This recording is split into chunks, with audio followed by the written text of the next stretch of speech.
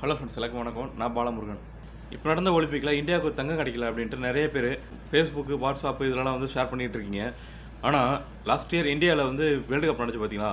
அதில் final match பார்த்தீங்கன்னா அகமதாபாத்தில் இந்தியாவுக்கும் ஆஸ்திரேலியாவுக்கும் நடந்துச்சு. இதில் வந்து இந்தியாவுக்கு சப்போர்ட் பண்ணுறதுக்கு நிறைய பேர் வந்திருந்தாங்க. அதில் நீரஜ் சோப்ரா அப்படின்றவர் வந்திருந்தார். நீரஜ் சோப்ரா யார் அப்படின்னு பார்த்தீங்கன்னா, லாஸ்ட்டு நடந்த ஒலிம்பிக்கில் வந்து இந்தியாவுக்கு தங்கம் வாங்கி கொடுத்தவர். இவரும் வேர்ல்டு கப் ஃபைனல் வந்து இந்தியாவுக்கு சப்போர்ட் பண்ணுறதுக்காக வந்திருந்தார். ஆனால் அவர் வந்திருந்தார் அப்படின்றது அங்கே இருக்க ஆடியன்ஸ் யாருக்குமே தெரியாது. நிறைய பேர் அவங்கள பார்த்துருப்பாங்க, ஆனால் அவர் யாருன்ற அடையாளமே 10 பேர் தெரிஞ்சிருக்காது. வேர்ல்டு கப் ஃபைனல் முடிஞ்சதுக்கு அடுத்த நாள் அவர் வந்து சோசியல் மீடியாவில் போஸ்ட் போட்டிருந்தார்.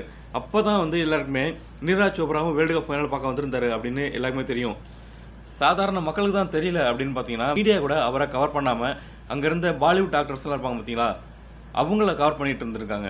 இந்த மாதிரி கொண்டாடுறவங்கள கொண்டாடாம கூத்தாடிகளை கொண்டாடுற வரைக்கும் நம்ம நாட்டுக்கு எந்த ஒரு விளையாட்டு போட்டியிலையும் தங்கம் இல்லை, ஒரு வெஞ்சன கிண்ணம் கூட கிடைக்காது.